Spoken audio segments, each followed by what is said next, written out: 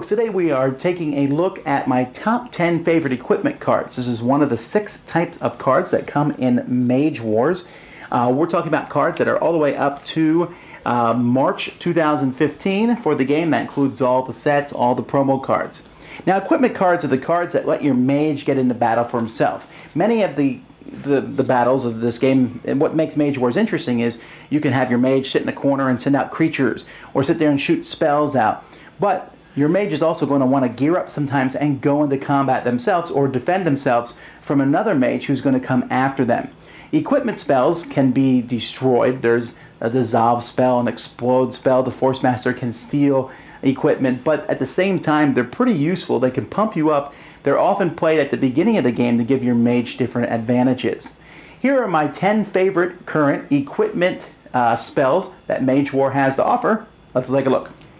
Now, one of the things you'll notice as we look at this equipment, as number 10 here, the Moonglow Amulet, is how much I kind of like a lot of the basic equipment. And I think that's where Mage Wars has a leg up on many games like Magic, where the basic stuff can be very useful as time goes by. And they don't make things like, for example, this here gives the mage channel +1, but there's not like there's a channel +3 that's rare.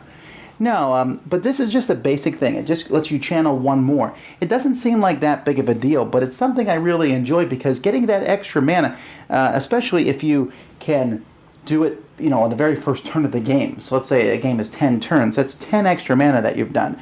Or if the game goes longer than that, this really can build up. So I enjoy this, and at the same time, it's not so annoying to your opponent that they'll go after it with Dissolve and other things. So it's kind of one that they'll ignore, but one that will probably hurt them in the end.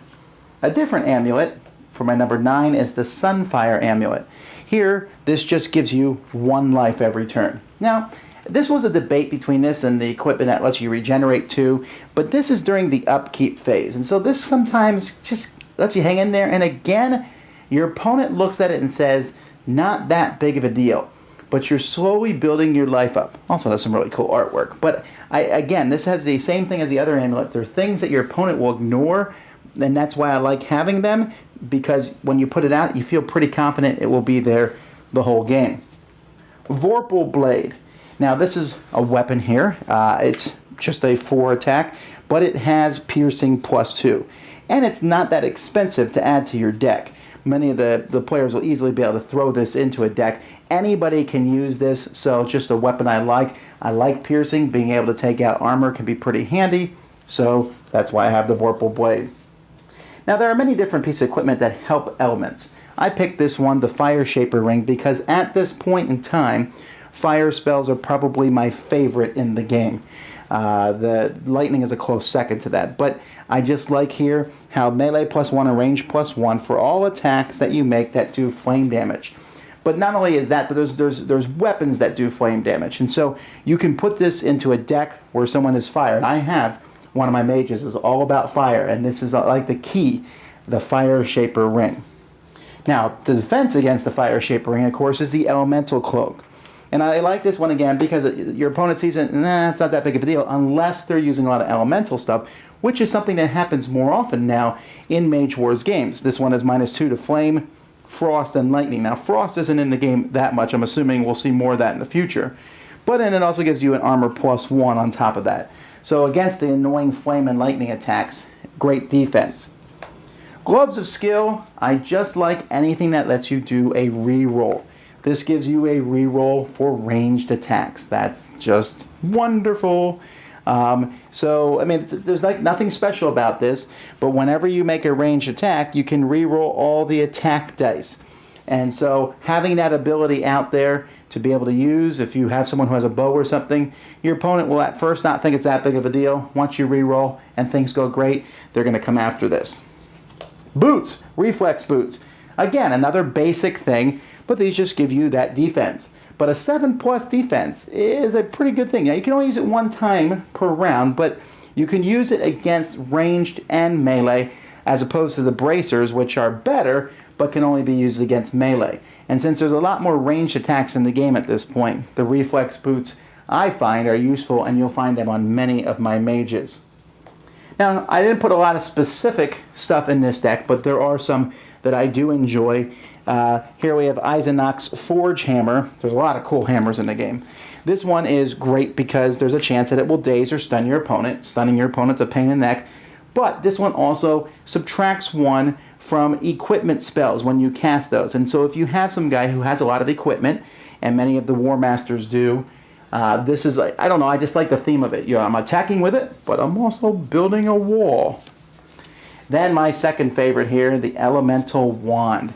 I think this is one of, this is one that's in probably half of my decks. The chance that you can just attach a non-epic spell to it. So I want to cast Pillar of Light all the time. I can attach that to it and keep using it over and over again. And you can change it. But this is, a basic one. I mean, it's great artwork for this too. But it allows you to continually use the spell over and over again. So maybe you are going to just keep using fireballs or lightning attacks. You better have an Elemental Wand.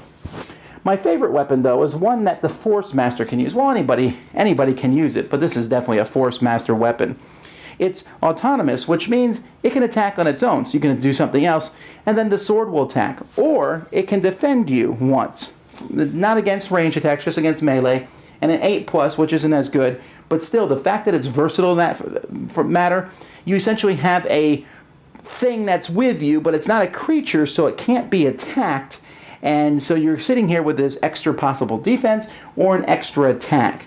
All that for, a cost of 5. Easy to throw in a Force Master deck. You might consider putting it in another type of deck. I just love the idea of this dancing sword that's going around you and protecting you and attacking your enemies. Very cool thematically. This is my favorite piece of equipment. And there you have it. 10 equipment spells. Now, I bet people have very different ones that would be amongst your favorite. And there was a lot where I said, I really like that one when that mage uses it. This was a tough category. Why don't you tell me what your favorite equipment spells are in the comments below? I've done each of the 6 different types of cards in another video, so if you want to see incantations or attack spells, etc., go check them out. Until next time, I'm Tom Vassell, and you've been watching The Dice Tower. Thanks so much for watching the Dice Tower videos. Find more great videos and reviews, as well as our top-rated audio podcast at Dicetower.com. You can also find other great shows at Dicetowernetwork.com. I'm Eric Summerer, and you've been watching The Dice Tower. The Dice Tower is sponsored by Cool Stuff Inc., where you can find great games for great prices. Cool stuff in stock. Check them out at CoolStuffInc.com.